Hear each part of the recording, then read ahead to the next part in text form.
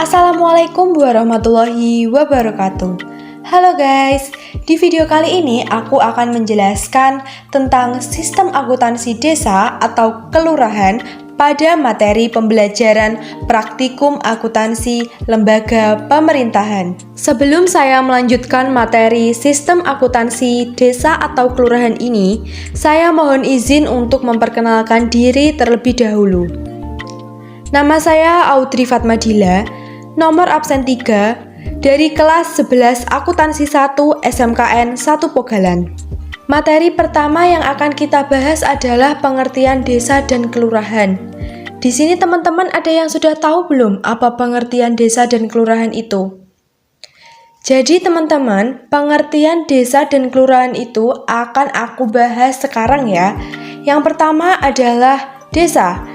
Desa adalah kesatuan masyarakat hukum yang memiliki batas wilayah yang berwenang untuk mengatur kepentingan masyarakat setempat.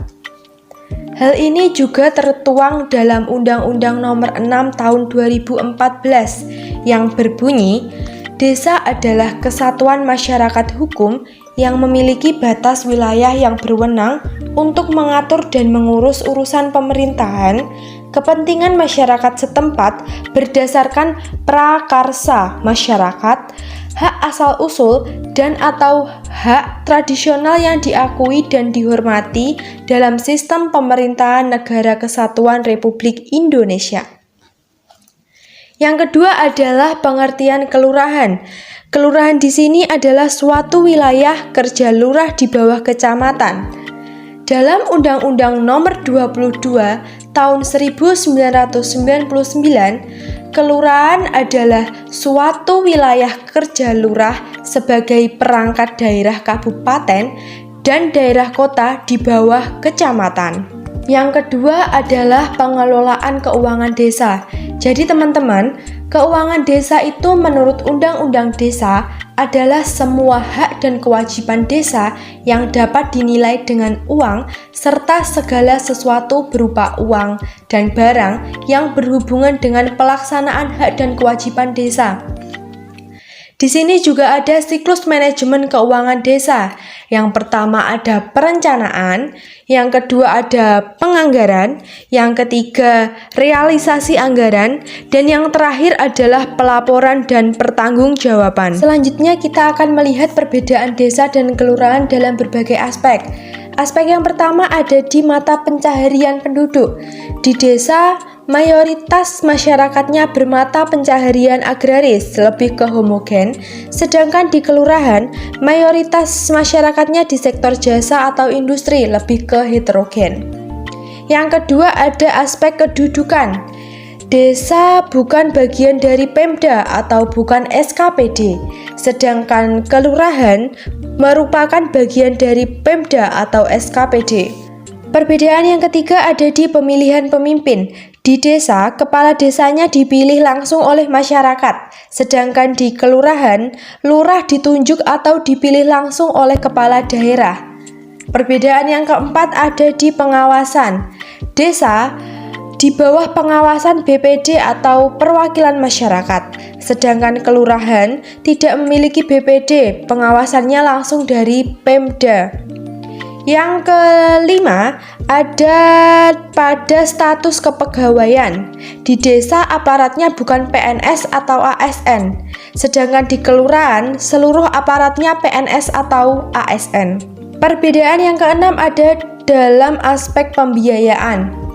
Di desa, sumber pendapatannya terdiri dari PA desa, dana desa, ADD, dan bantuan keuangan. Sedangkan di kelurahan, sumber pendapatan untuk pengeluaran atau belanja berasal dari Pemda itu sendiri. Perbedaan yang ketujuh ada di aspek anggaran keuangan. Di desa, rencana keuangan tahunan atau APB desa, sedangkan di kelurahan ada rencana keuangan tahunan atau DPA bagian dari APBD. Yang kedelapan ada regulasi keuangan. Di desa, pengelolaan keuangan mengacu pada Permendagri 113 tahun 2014, sedangkan di kelurahan, pengelolaan keuangan mengacu pada Permendagri 13 tahun 2006 dan perubahannya. Yang terakhir ada aspek regulasi PBJ. Di desa, pengadaan BJ merujuk pada LKPP nomor 13 JO/K LKPP nomor 22 tahun 2005. Sedangkan di kelurahan, pengadaan BJ merujuk pada Perpres 54 tahun 2010 beserta perubahannya. Selanjutnya ada struktur pengelolaan keuangan desa. Kekuasaan pengelolaan keuangan desa dipegang oleh kepala desa. Namun demikian, dalam pelaksanaannya, kekuasaan tersebut sebagian dikuasakan kepada perangkat desa, sehingga pelaksanaan pengelolaan keuangan dilaksanakan secara bersama-sama oleh pihak desa dan pelaksana teknis pengelolaan keuangan desa, yang diantaranya terdiri dari sekretaris desa, kepala seksi, dan bendahara desa. Adapun asas-asas pengelolaan keuangan desa sebagaimana tertuang dalam Permendagri nomor 113 tahun 2014 adalah sebagai berikut. Yang pertama adalah transparan. Transparan yaitu prinsip keterbukaan yang memungkinkan masyarakat untuk mengetahui dan mendapat akses informasi seluas-luasnya tentang keuangan desa. Yang kedua adalah akuntabel. Akuntabel yaitu perwujudan kewajiban untuk mempertanggungjawabkan pengelolaan pengendalian sumber daya dan pelaksanaan kebijakan yang dipercayakan dalam rangka mencapai tujuan yang telah ditetapkan. Yang ketiga adalah partisipatif, yaitu penyelenggaraan pemerintahan desa yang mengikut sertakan kelembagaan desa dan unsur masyarakat desa. Yang terakhir adalah tertib dan disiplin anggaran, yaitu pengelolaan keuangan desa harus mengacu pada aturan atau pedoman yang melandasinya. Selanjutnya ada anggaran pendapatan dan belanja desa atau APB desa. APB desa pada dasarnya adalah rencana keuangan tahunan pemerintahan desa. APB desa terdiri atas yang pertama ada pendapatan desa, meliputi semua penerimaan uang melalui rekening desa yang merupakan hak desa dalam 1 tahun anggaran yang tidak perlu dibayarkan kembali oleh desa. Yang kedua ada belanja desa. Belanja desa meliputi semua pengeluaran dari rekening desa yang merupakan kewajiban desa dalam 1 tahun anggaran yang tidak akan diperoleh pembayarannya kembali oleh desa. Yang ketiga ada pembiayaan desa. Pembiayaan desa meliputi semua penerimaan yang perlu dibayar atau pengeluaran yang akan diterima kembali, baik pada tahun anggaran yang bersangkutan ataupun yang lain. Kita lanjut ya. Di sini ada siklus akuntansi lembaga. Sebelum kita membahas tahapan siklus akuntansi, alangkah baiknya kita mengetahui definisi siklus akuntansi. Jadi, siklus akuntansi itu merupakan gambaran tahapan kegiatan akuntansi yang dimulai saat terjadinya sebuah transaksi. Selanjutnya, ada beberapa tahapan siklus akuntansi. Yang pertama adalah pencatatan. Tahap ini merupakan langkah awal dari siklus akuntansi, berawal dari bukti transaksi. Selanjutnya, dilakukan pencatatan ke dalam buku yang sesuai. Yang kedua adalah tahap penggolongan. Tahap penggolongan ini merupakan tahap mengelompokkan catatan bukti transaksi ke dalam kelompok buku besar yang sesuai dengan nama akun dan saldo yang telah dicatat dan dinilai ke dalam kelompok debit dan kredit. Tahapan yang ketiga adalah tahapan pengikhtisaran. Pada tahapan ini dilakukan pembuatan neraca saldo dan kertas kerja. Tahapan yang terakhir adalah tahapan pelaporan. Kegiatan yang dilakukan pada tahapan ini yang pertama ada membuat laporan pertanggungjawaban realisasi pelaksanaan APB desa. Yang kedua ada laporan kekayaan milik desa. Selanjutnya kita akan membahas tentang belanja.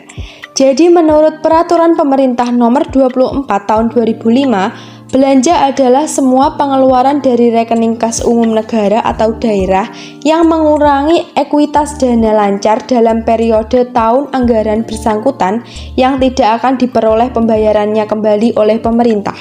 Sedangkan pengertian menurut Peraturan Menteri Dalam Negeri Nomor 13 Tahun 2006, belanja diartikan sebagai kewajiban pemerintah daerah yang diakui sebagai pengurang nilai kekayaan bersih. Di sini kita dapat menyimpulkan bahwa kedua definisi di atas menjelaskan bahwa transaksi belanja akan menurunkan ekuitas dana pemerintah daerah. Selanjutnya kita akan membahas tentang pembiayaan. Definisi pembiayaan adalah semua penerimaan yang perlu dibayar kembali atau pengeluaran yang akan diterima kembali, baik pada tahun anggaran yang bersangkutan maupun pada tahun-tahun anggaran berikutnya. Sedangkan definisi pembiayaan dari sumber akuntansi pemerintah adalah seluruh transaksi keuangan pemerintah, baik penerimaan maupun pengeluaran yang perlu dibayar kembali dan atau pengeluaran yang akan diterima kembali, baik pada tahun anggaran bersangkutan maupun pada tahun-tahun anggaran berikutnya.